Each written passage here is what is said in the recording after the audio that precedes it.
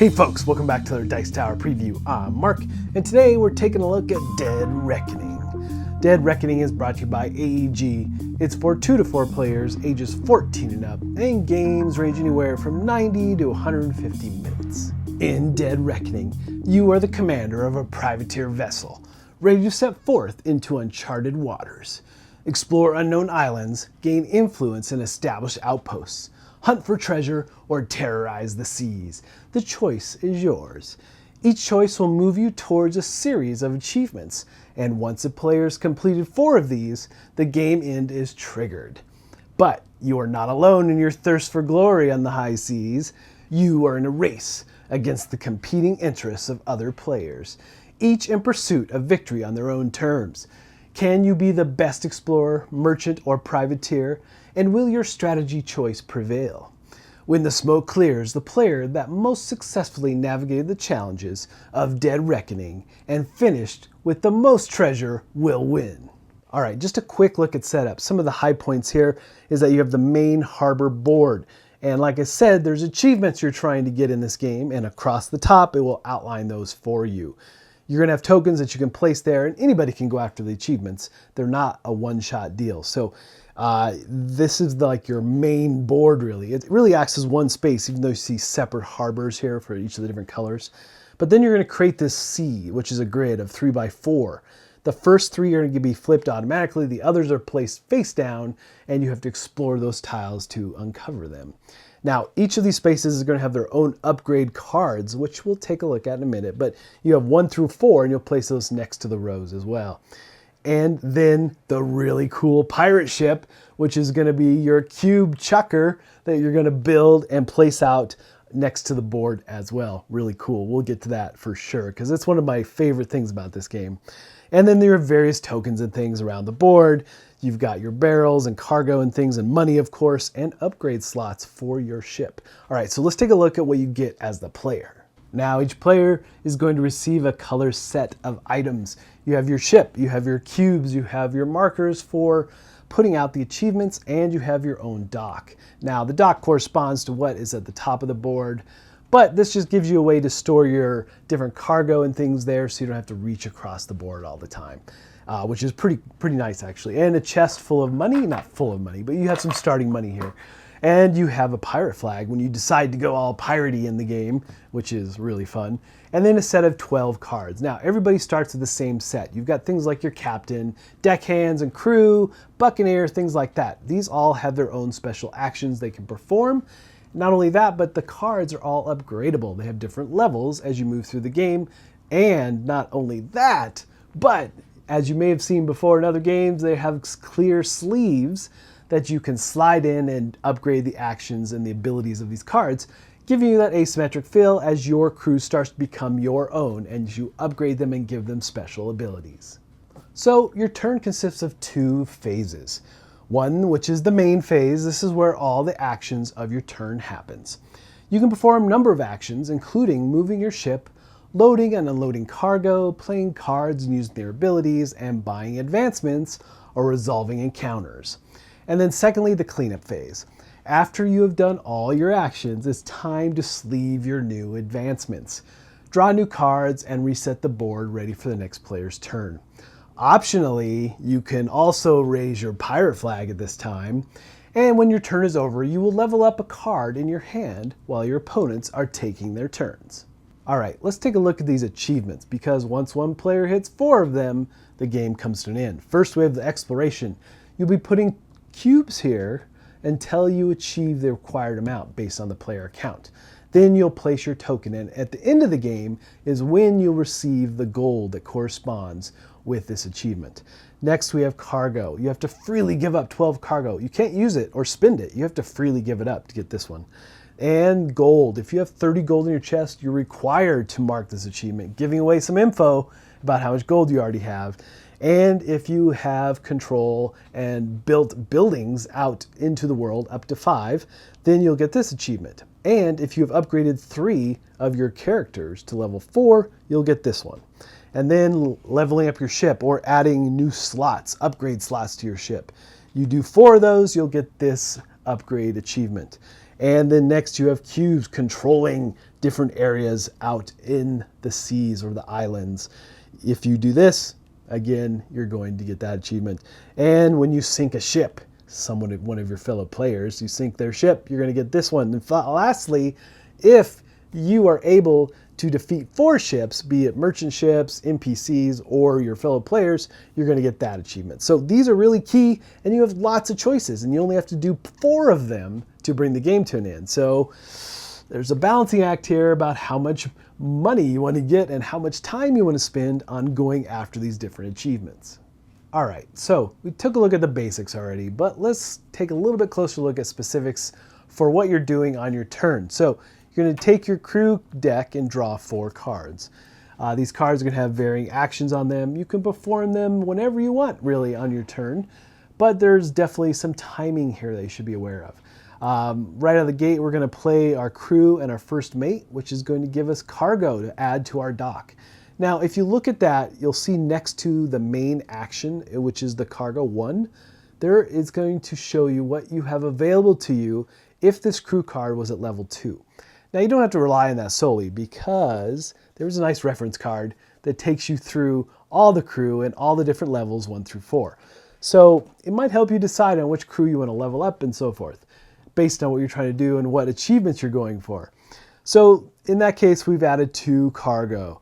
Now we're going to take a look at the captain because the captain has a sail. The sail is going to give us movement points. And we're also going to look at our ship and see how many sails we have there. Now, if it's later in the game, we might have more sails based on upgrade tiles. But to start off, we have the 2 here and 1 from the captain giving us 3 movement. Now, if we had already moved some cargo into our ship, then we would have lost one of those sails. So we want to kind of calculate this while we're at the dock, ready to set out to sea. Once we calculate our movement, then we can acquire or pull our cargo into our ship. The reason we need cargo is because a lot of the upgrades and things we're doing out in the ocean are going to require that we have cargo to spend in order to get those either upgrades or whatever it is that happens to come along. And the last card we're going to look at is the deckhand. This allows us to place a control cube out into an island, but we're not there yet. So we're going to spend a movement point and move off to this first island. Then we'll play the deckhand and place our first cube. Now, there's going to be a lot of jockeying for position in this game. Cubes are going to get knocked out of the way, more are added, and so forth. And you can even add permanent cubes to a location to gain full control, which is really nice. But one of the things that once you arrive at this island is you have the opportunity to buy one of these upgrade cards for one of your characters. Now, you're not going to put it and upgrade right away, but you're going to save it for that second phase of your turn. Now, in the top right corner is going to tell you what is needed. In this case, we need 1 cargo from your ship in order to buy this upgrade slot. And this upgrade slot is just going to give us another cargo that we can acquire. So what you'll do with this card once you purchase it, you'll spend the required cargo to purchase it, and then you'll place it off to the side until the end of your turn where you can add it to one of your crew. All right, so let's take a little bit closer look at this island. The reason we didn't gain control with 1 cube is that we have to have more cubes than there are spots available to gain control. And once you do gain control, then you add 1 cube to the permanent spot on the track, giving you options down the road. Now remember, this temporary spot is going to be basically jockeying for position. You're going to be knocking people out and so forth. So that's all going to be determined who has control throughout the game, as well as at the end of the game, you'll see that there's gold coins, which will dictate how much you get for having first, second, and third in that particular island. And then at the bottom of the island, you'll see there's spots that produce based on having different buildings here versus just a basic produce. And another card character you might play from your hand, or another option you might have throughout the game actually, is to force an island to produce. So the purser does that naturally. But in the case of the twins, this island is going to naturally produce 1 cargo and 2 gold. So those are going to just be placed on the island. And if you have control of this island, you can grab those items and put them on your ship. And again, like I said, if you have any of these buildings, they are going to add to what you produce as well. And sometimes corresponding tiles can add to that as well, based on their positioning to the island you are currently docked with. So there's lots of different things going on with these islands, lots of different paths to be taken, and upgrades. You know, so many different ways you can upgrade your characters. It really adds a huge dynamic to the game as your crew becomes very unique to you. Now, we still had 2 movement points on our ship, so you're going to be exploring a lot of the world. And actually, again, that's one of the achievements. So you move out across this grid, and you can cross over tiles that are flipped. But as soon as you land, you're going to explore that tile, flip it over, and draw the appropriate achievement or upgrade card for that spot. Again, going off level 1, 2, 3, or 4, depending on where you are in the grid. So again, as you progress through the game, all the different advancements or upgrade cards that you add to your characters are going to allow you to do so many different things. Again, there's the guide to let you know what's going to happen when you level up those characters as well, which adds a lot because, again, there's buildings and things you can put on islands that are going to give you more resources when you get them to produce and so forth. But one of the big things that I like to do in this game is the battles. And that is all about being like in pirate mode, or if you have an advancement card that has the pirate flag on it, that's going to be something you'll activate with one of your crew. Or you have to land on a spot with one of your fellow players and you're going to battle it out, or you're going to go and deal with a merchant ship. You can just trade with that ship, or you can battle it. And there's a little pirate flag on these merchant ships. And on the flip side of this advancement card, we'll show you how strong that ship is and what the win and lose conditions are. Now, the fun thing here is based on the cannons that you have on your ship, plus the strength of this merchant ship, or the cannons you have versus one of your fellow players, you're going to take your cubes and you're going to throw them into the ship over here and see what the results are. There's numerous icons at the bottom, but you're looking for crowns, trying to be the strongest in this battle. But you know, even if you lose, there are benefits, like you can get cargo and things like that. But this is just such a fun aspect to the game. You're chucking those, it's like a dice chucker a little bit, but it's, you know, not results on dice, but more results on where the cubes land. And they have to land at least mostly in the spot to be counted for that particular action. So as you can see, there's multiple things that can happen there, and there's even exploding cubes, I should say. As it hits the explode, you get an additional cube that you get to throw back in and keep the battle going, so to say. Again, that's one of the achievements you're going to get, is sinking one of your fellow ships or sinking multiple ships. So those are all things to look at, but this cube mechanic is something I really, really enjoy about this game. And so that's just some of the basics of what you're doing for actions on your turn. Now, there's so many combinations and so many different ways to take your crew as you enhance them throughout the game. Really fantastic. But this last part of your turn is the cleanup phase, where you're basically going to be repopulating cards out into the world. It's important to note that these enhancement or advancement cards that you acquire, you can only ever get 2 on your turn. So you have to decide of the ones that you acquired, which of the crew that you use this turn are going to get enhanced. So you'll apply the cards where appropriate and filling one of the 3 slots available on your player card. Now, you have to decide if you're going to become pirate on your next turn. If you are, you put your flag on your ship, and any movement points you didn't use this turn are going to get lost. So that kind of concludes your turn. And the thing though is that as you draw cards, your next set of crew cards up to your hand limit, these are the cards you're going to be looking at to actually level up. You'll get to level up one of them, and you have to. You're required to level one of them up.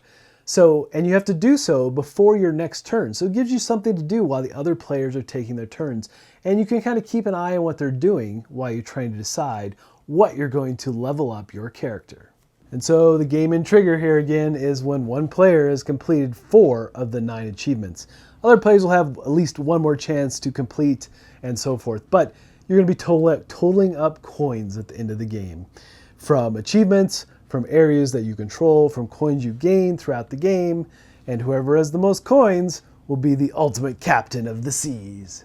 Alright folks, just a reminder once again, this has been a Dice Tower paid preview. Everything you've seen here has been in prototype form. So keep a close eye on the campaign for any changes that still may occur. Now with that said, this game has so much going for it. There's so many combinations and things you can do, and how you upgrade your crew adds so much replayability to the game. And again, my favorite part, absolutely, is the cube chucking in battles. Oh my gosh, I have so much fun with that. I'm actively looking for cannons the whole game so I can grab as many cubes as possible when I battle it out. So I really, really enjoy that aspect. But ultimately, folks, if this looks like something that would be of interest to you, I'm sure they'd appreciate your support. So I think that's it for me, and until next time, we'll see you at the table.